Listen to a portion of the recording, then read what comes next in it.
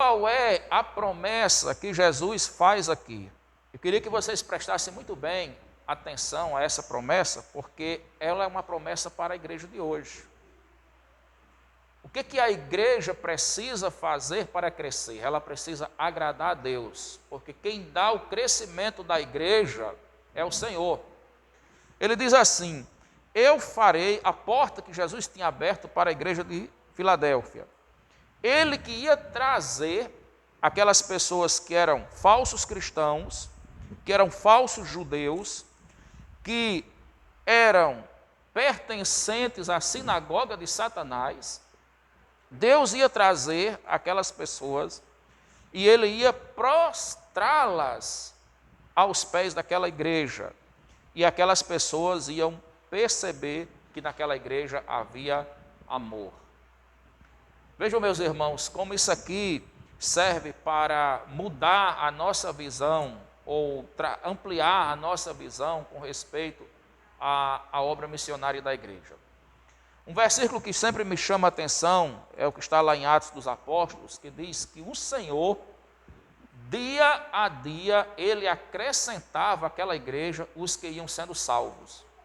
Enquanto a igreja louvava a Deus, a igreja servia a Deus de forma comprometida, Deus se agradava do serviço daquela igreja, do louvor daquela igreja, da prática de fé daqueles irmãos, e o Senhor, dia a dia, acrescentava a eles os que iam sendo salvos.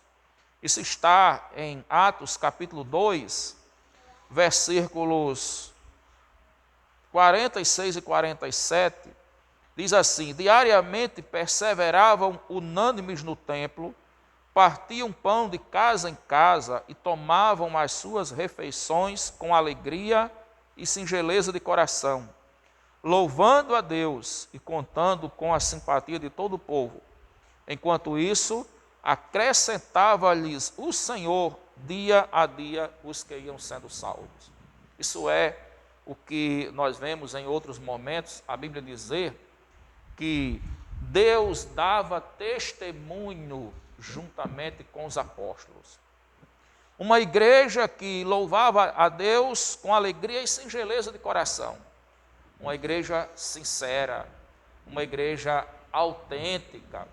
Cristãos verdadeiros que adoravam a Deus em espírito e em verdade, que eram zelosos pelo culto, pela sua prática de fé, e estavam unânimes, estavam unidos num só pensamento.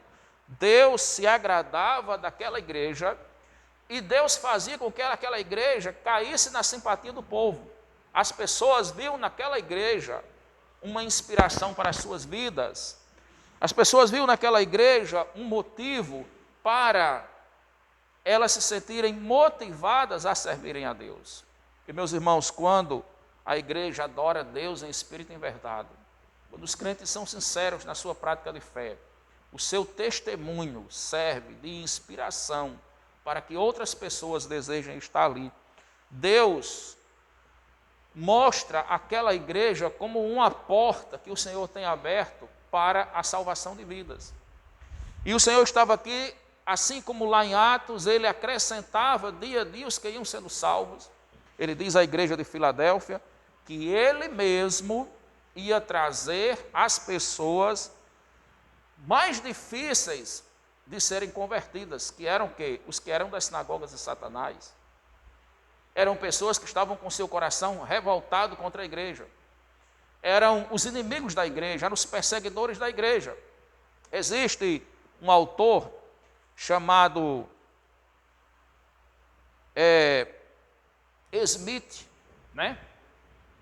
William S. Smith, escrevendo no seu livro Introdução ao Novo Testamento, na 5ª parte do livro, ele fala sobre o Apocalipse. Ele diz que os inimigos da igreja eram o Império Romano, o paganismo e os judeus, os cristãos judaizantes. Esses que aqui ele se refere no texto do Apocalipse aos que eram da sinagoga de Satanás. Então, as pessoas que mais odiavam a igreja, que mais perseguiam a igreja, elas viriam e se tornariam os melhores crentes naquela igreja. Porque o Senhor ia trazê-las, ia prostrá-las diante dos pés daquela igreja, e quando aquelas pessoas chegassem ali, elas iriam experimentar o amor de Deus naquele lugar.